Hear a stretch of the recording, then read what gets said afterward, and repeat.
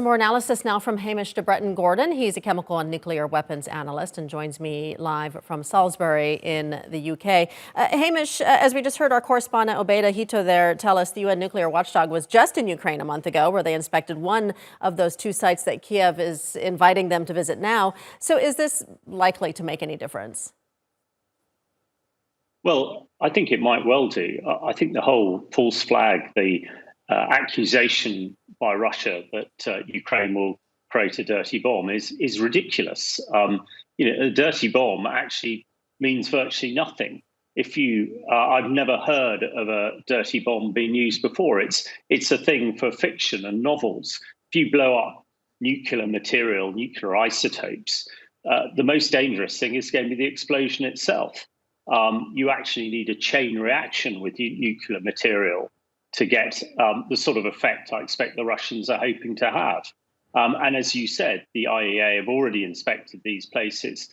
It seems like a classic false flag that I saw a lot in Syria coming from the Russians and the Syrians, which they use to escalate. And of course, in Syria, they use chemical weapons rather than nuclear material. I think the most worrying aspect to this is actually the nuclear power stations. And I'd like to see the IAEA get back to Zaporizhzhia, which is, of course, controlled by the Russians, because if the Russians decide to blow up a nuclear power station, we could have a huge impact across Europe.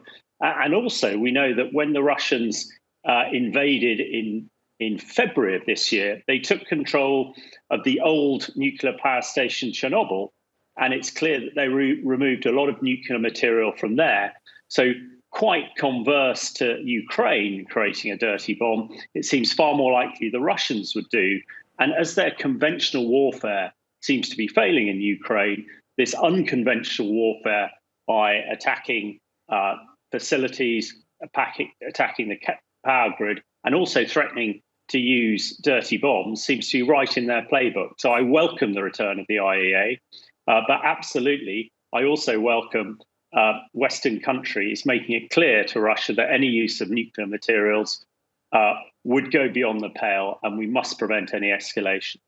You touched there on two points that I wanted to ask you about as well. The first being, have we heard this kind of narrative from Russia before, and how have they used it previously to escalate conflicts? Well, certainly we've heard the narrative in Syria, these false flag attacks where the Russians predict a sort of attack that would happen, and in Syria it's very much a chemical attack. Generally, they came to nothing, but they created this psychological fear. The use of chemical, biological, or nuclear weapons, the psychological element to it generally is far worse than the physical element. And that proved very successful in Syria. Assad is still in power 10 years later because he used chemical weapons. So again, I think as Russia gets more and more desperate in Ukraine and is pushed back, they are looking to use any means, any weapons to try and reverse their fortunes on the battlefield. And this threat of dirty bomb is exactly that. I am most concerned. I don't think the Russians will be able to use nuclear weapons in Ukraine. I think NATO will prevent that, and that is absolutely what the world wants. But I do fear that as the Russians have threatened to turn the lights out in Ukraine, cut off the electricity supply, we know that around 50% of that electricity supply comes from nuclear. This threat of a dirty bomb, to me, might be a precursor to the Russians actually trying to destroy the nuclear power stations in Ukraine, which could have a really dramatic effect because the radiation would likely, and the contamination spread across Europe. And certainly when Chernobyl caught fire in the mid-'80s, a lot of that contamination actually landed in the UK and took over 10 years to clean up. All right, certainly some very concerning thoughts there. Hamish de Bretton-Gordon, thank you for your time today.